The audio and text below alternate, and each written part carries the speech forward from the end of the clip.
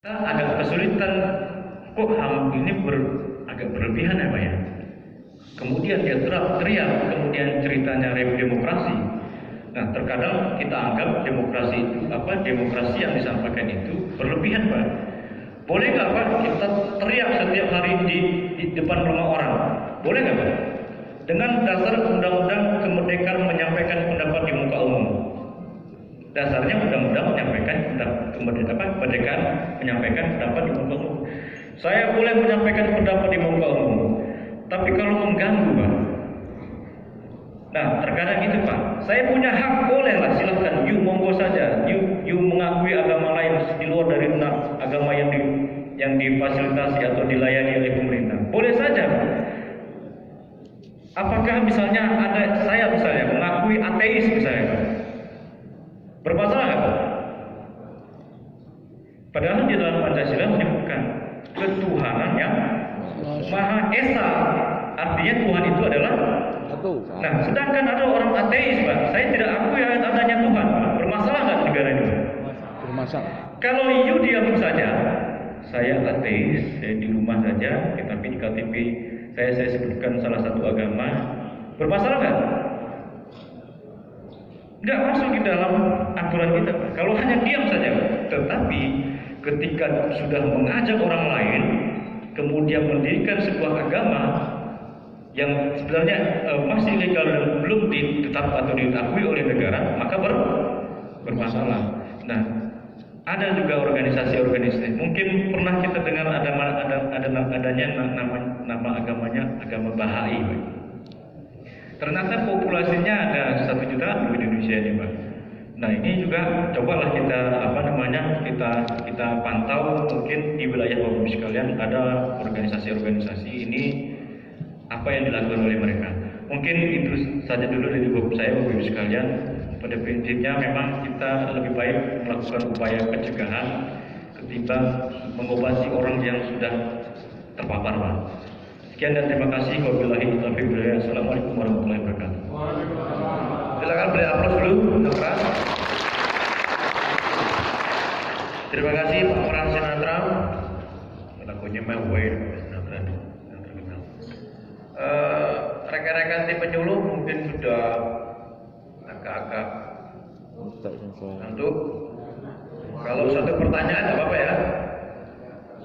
Ada satu pertanyaan yang ditujukan, monggo.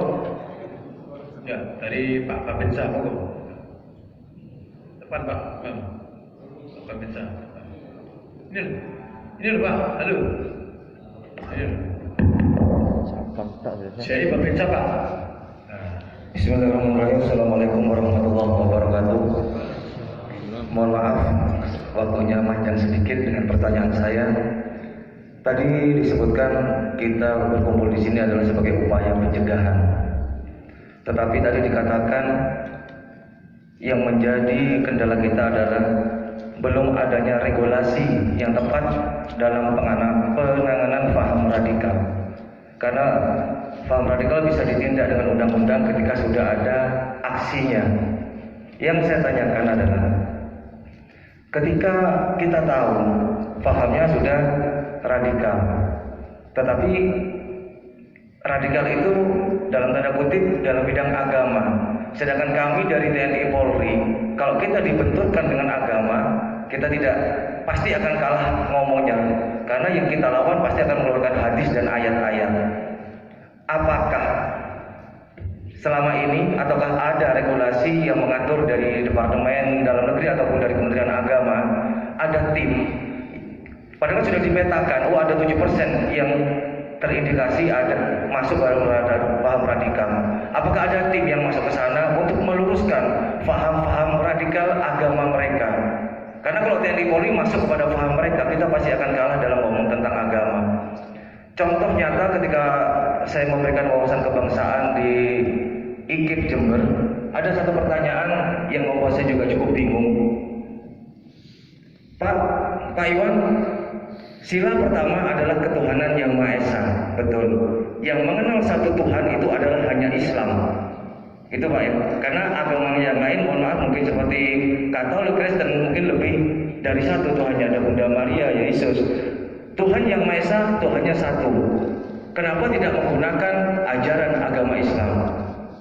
Pertanyaan itu pertanyaan yang menurut kepada agama. Kami hanya diajarkan tentang nasionalisme, cinta tanah air, bagaimana tentang merah putih. Apakah ada tim yang bisa menangani tersebut? Terima kasih. Assalamualaikum warahmatullahi wabarakatuh. Baik, langsung saya jawab, Pak. Banyak sekali memang begitu, Pak, terutama di Jawa, Pak ya. Kami ini kepercayaan A, kami tidak memakai agama A, begitu, Pak. Banyak sekali begitu. Kami hanya mengakui agama kepercayaan ini. Kami anggap kepercayaan kami ini adalah sebuah agama. Itu banyak sekali, Pak. Nah, tapi apakah ada kelembagaannya? Sebenarnya ada banyak sekali ada kelembagaan yang sudah kita bentuk. Nah, contohnya begini, Pak. Untuk terorisme, apakah selesai hanya diselesaikan oleh teman-teman dari BNPT atau kepolisian atau TNI? Kalau kita tidak melakukan secara bersama, nah maka kita melihat bahwa ini perlu kerja bersama. Kenapa? Karena di dalam diskusi pun, misalnya di dalam satu rapat misalnya yang teknis begitu ya, ada sedikit, Pak ya, sedikit yang namanya ego sektoral, Pak. Saya ini dari dinas A, saya dinas B, saya harus pertahankan ini, begitu, Pak. Apalagi lingkungan kementerian lembaga yang punya power masing-masing, Pak. Gak ada satupun di Indonesia yang punya power yang untuk ini A, misalnya. Hanya saya yang punya kewenangan untuk menerbitkan izin A, misalnya. Nah, sehingga kami melihat, Pak, untuk keagamaan ada namanya tim pakem, tim pemantauan aliran kepercayaan dan keagamaan. Yang ini terdiri dari lintas sektor. Koordinatornya, leading sektornya ada di mana? Kalau di kabupaten itu di Kejaksaan Negeri, Pak. Nah, isinya siapa saja? Ada dari unsur TNI, ada dari kepolisian, dari pemerintah daerah, ada di situ, Pak. Nah, itu yang pertama, ada tim pakem namanya. Kemudian terkadang Bapak Ibu sekalian, kalau urusan masyarakat ini, Pak, kalau urusan apalagi urusan perut ya, Pak, termasuk urusan agama. Kalau kita beratribut pemerintah, gitu, Pak, ya, terkadang ada juga yang tidak didengarkan, Pak. Nah, sehingga kita butuh orang-orang dari lingkungan masyarakat yang memang kalau di sini punya orang yang paling berpengaruh, gitu, Pak. Maka kami minta Pak Gubernur, Bupati, Wali Kota tunjuk orang-orang yang berpengaruh di lingkungan masyarakat menjadi apa? FKUB untuk agama, ya, FKDM untuk selain dari agama, gitu, Pak. Silakan nanti ini dibicarakan di namanya tim pakem, Pak, khusus untuk agama. Bagaimana kalau unsur masyarakatnya ada di FKUB, Forum Kerukunan Umat Beragama. Nah, yang sudah ada sebenarnya, Bapak Ibu sekalian, yang kelembagaan-kelembagaan yang kita buat ini, kemudian unsur-unsur utama yang ada di dalamnya, sebenarnya saudara-saudara kita yang sudah hadir, namanya penyuluh agama. Penyuluh agama juga terkadang dengan jumlah yang terbatas, sehingga kita perlu dari unsur masyarakat. Ada kita bikin FKUB.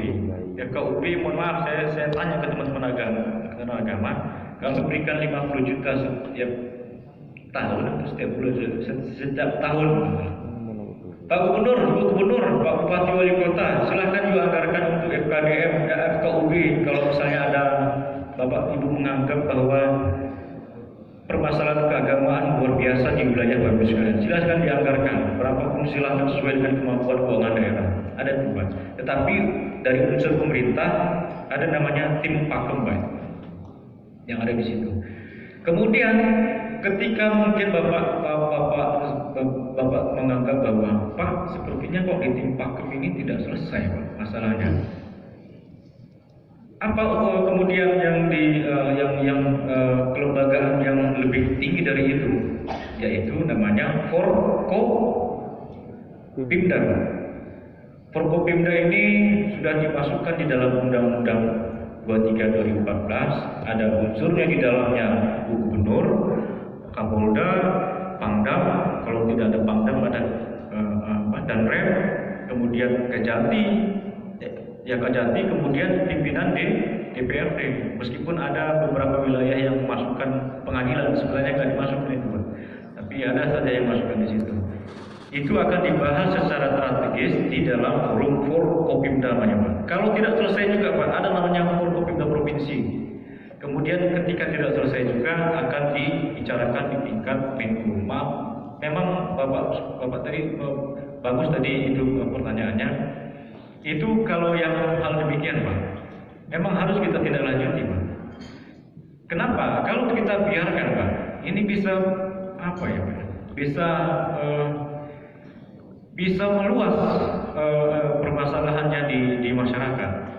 Seperti timbulnya kerajaan-kerajaan baru ya, Pak ya. Memang Rangga ya, Pak ya. 2012 ada tatanan baru, memang betul katanya, Pak. Tapi secara kelembagaan nggak bisa begitu.